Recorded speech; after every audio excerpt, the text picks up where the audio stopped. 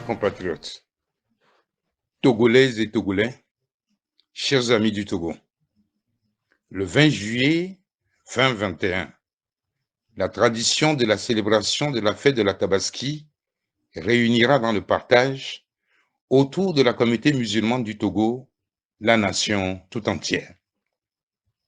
L'Aïd el-Kébir, qui nous rappelle l'amour et la miséricorde d'Allah, le tout miséricordieux, le tout puissant et créateur de l'univers, à travers le sacrifice du bélier par le patriarche Abraham en lieu et place de son fils unique Ismaël. L'Aïd el-Kébir, la fête du mouton, appelle ainsi les croyants à la fidélité, la soumission aux 5 piliers de l'islam, la piété, l'amour de son prochain, la tolérance, le pardon, l'intégrité, l'éthique, la générosité inclusive et sans discrimination, l'obéissance à un corpus de valeurs qui garantissent la paix et le vivre ensemble harmonieux, valeurs qui, cruellement, semblent faire défaut dans le quotidien de notre société en cette période extrêmement difficile de la vie de la nation. Cette édition 2021, comme la précédente, va se dérouler dans un contexte politique et socio-économique tendu, où certains leaders, au mépris des valeurs de vérité, de justice, de la morale républicaine et de la sacralité de la vie, ont refusé de faire droit au peuple togolais en perpétuant cyniquement un régime dictatorial, cinquantenaire, objet de leur combat depuis 3 décennies, dans le déni autiste du choix populaire massif et souverain de l'alternance réalisée le 22 février 2020. Cette révolution électorale pacifique et sans précédent, reconnue de tous, avant l'état d'urgence sanitaire au Covid-19 et avant l'éruption du variant 228 antipatriotique, dont l'unique remède sain reste et demeure le respect absolu du choix souverain du peuple togolais le 22 février 2020 et subséquemment avec le transfert pacifique des instruments du pouvoir d'État. L'exacerbation sans précédent actuelle de la situation relève du déni de la grave crise politique que traverse le Togo et qui plonge les Togolaises et les Togolais dans une crise sociale indicible en raison de l'autisme et de la cécité du pouvoir sortant naufragé sur tous les fronts et dont l'avatar remonte à un demi-siècle. Mes chers compatriotes, Togolaises et Togolais, chers amis du Togo, les forces de défense et de sécurité, garantes de notre protection collective et de l'indépendance de notre pays, ont pour vocation première la défense de la nation. Et elles demeurent apolitiques. Comment peuvent-elles accepter des ordres qui méprisent la sacralité du vote des Togolais, venant d'un candidat sévèrement battu dans les urnes, fut-il président sortant, pour aller assiéger le domicile de l'élu de la nation et y commettre des voies de fait sur ses habitants et brutaliser ses soutiens, souillant ainsi la République. Leur allégeance républicaine au drapeau national interdit tout parti pris et leur impose le choix, le respect du choix souverain du peuple togolais.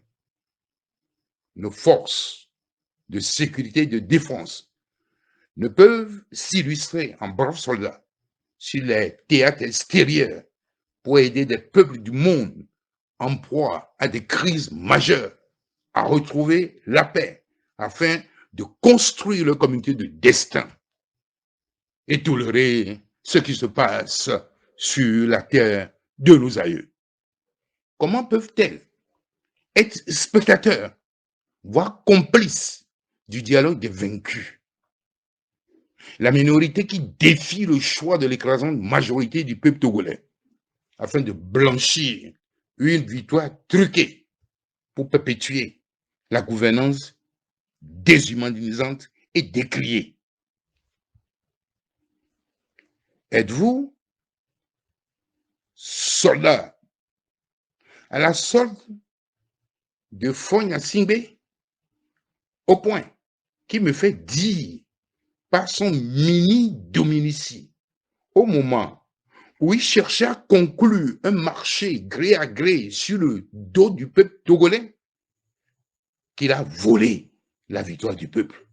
Mais nul ne peut l'envoyer en prison, car il a le monopole des forces de défense et de sécurité. Nos forces de défense et de sécurité n'ont plus le droit de trahir le peuple togolais. Contrairement à vous, Fogna Singbe dispose d'une panoplie d'immunité et vous expose sans le moindre souci à la misère ambiante nationale et à la redevabilité devant l'histoire. Le Togo est arrivé à un point de non-retour et la déshumanisation de ses enfants ne peut plus prospérer. L'histoire attend chacun de nous pour un ultime jugement et chacun doit, ici et maintenant, prendre ses responsabilités. En cela, je salue l'engagement résolu et inlassable de la communauté musulmane du Togo.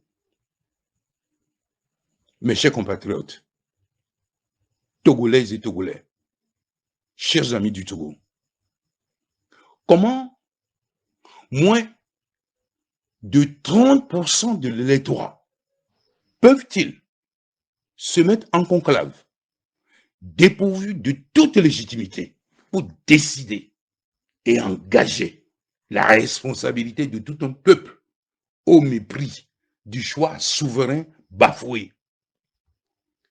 Comment peut-on prendre au sérieux nos institutions impliquées dans le processus électoral quand la CENI publie des résultats autres que ceux issus des urnes dans la précipitation, tel un resquieur au mépris de la loi, et déclare sans vergogne que près de 2 millions d'électeurs et d'électrices ont voté pour Fogna Singbe après le naufrage de son troisième mandat, estampillé mandat social, dont les résultats sont plus que catastrophiques.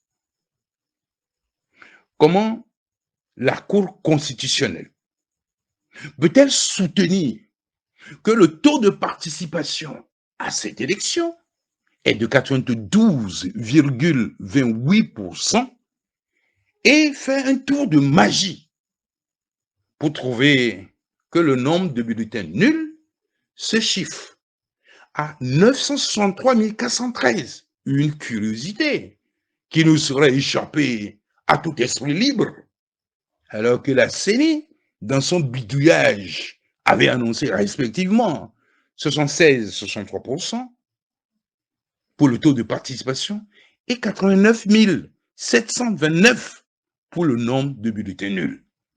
Même un élève de la classe de 3e ferait preuve d'une meilleure cohérence et un bon sens pour se protéger du ridicule.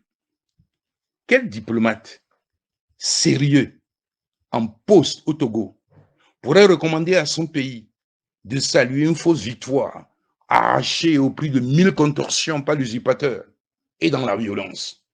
Si les gens avaient une once de dignité, ils ne se livreraient aucunement à ce commerce qui obère notre dignité nationale et celle de la communauté internationale. Par ce tact, Fogna Singbe a mis dans l'embarras plusieurs diplomates qui ont subi des menaces et des chantages, sans oublier tous les trafics et autres marchandages honteux auxquels il s'est livré avec son lot d'humiliation à Paris en avril dernier, sans oublier la danse du ventre avant d'être reçu à l'Élysée, dont le locataire lui-même est convaincu, tout autant de l'illégitimité évidente de l'imposteur que des faux et usage de faux en écriture publique en violation du droit international dont il est coupable pour s'attribuer de faux satisfecits pour une légitimation d'une victoire usurpée. Peuple togolais, vaillant peuple togolais, le 22 février 2020 doit être le cimetière du tripatouillage électoral au Togo et du cycle infernal élection, violence, dialogue, de légitimation, maintien du statu quo dictatorial avec en toile de fond le quitus pour un nouveau cycle de 5 ans face à l'impasse sociale et politique dans laquelle nous nous trouvons en ce moment en raison du refus du choix populaire et souverain de l'alternance et de la bonne gouvernance. J'invite toutes les filles et tous les filles du Togo tout entier à désobéir par tous les moyens aux ordres d'un pouvoir illégal et illégitime qui reconnaît sa défaite, mais use de la corruption et de la force pour faire de vous des esclaves à vie dans cette prison à ciel ouvert qu'est devenu notre pays, le Togo. La loi de la vie est croissance et expansion. Et chacun a droit à un minimum de bonheur et d'épanouissement avant de mourir. Et ceci doit être l'unique préoccupation de tout dirigeant. L'histoire a plus que jamais rendez-vous avec le peuple togolais. Et chacun de nous doit répondre à l'appel des bâtisseurs.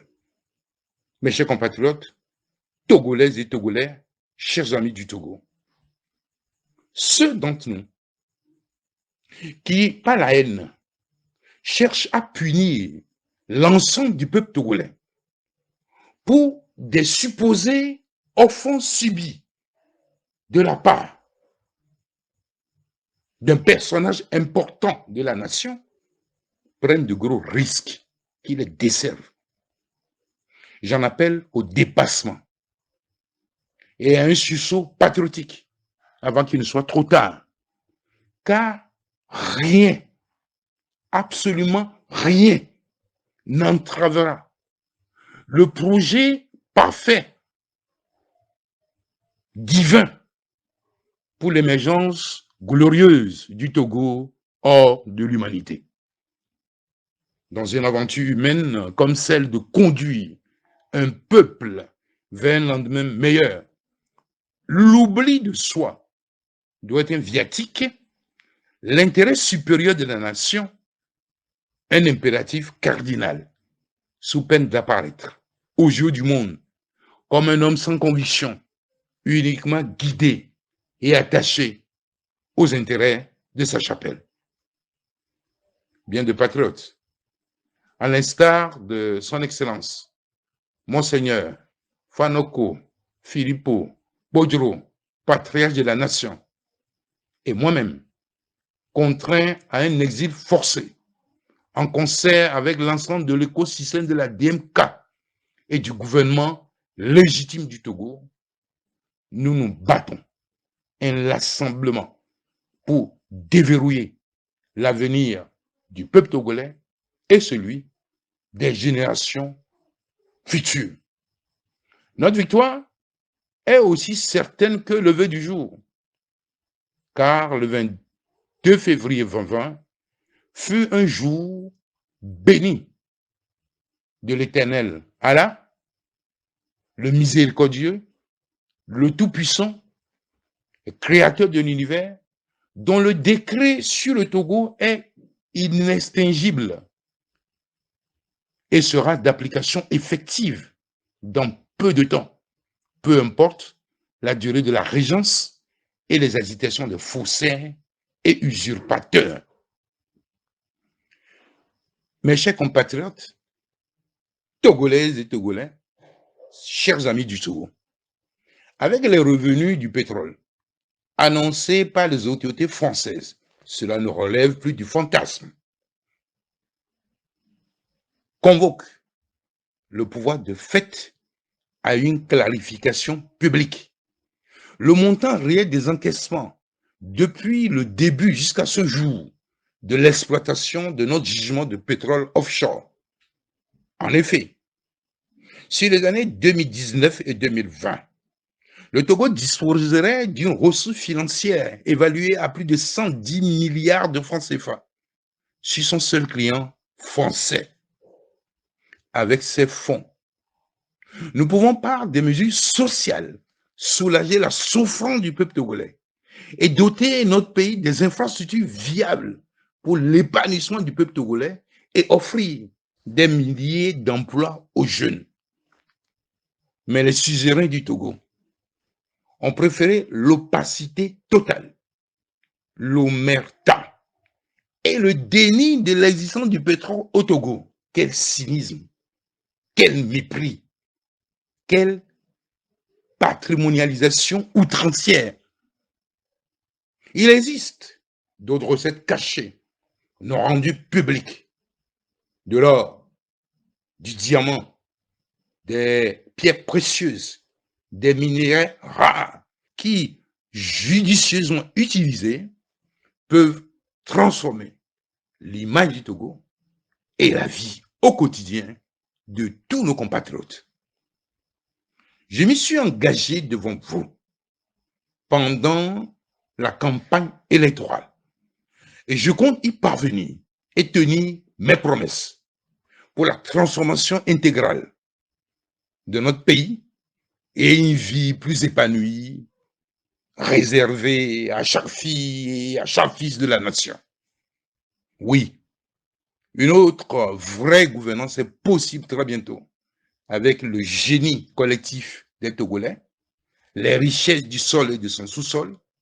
Le Togo est une terre bénie de Dieu, vivant, et ses habitants devraient vivre une vie épanouie à l'image de la prophétie des pères fondateurs de notre République.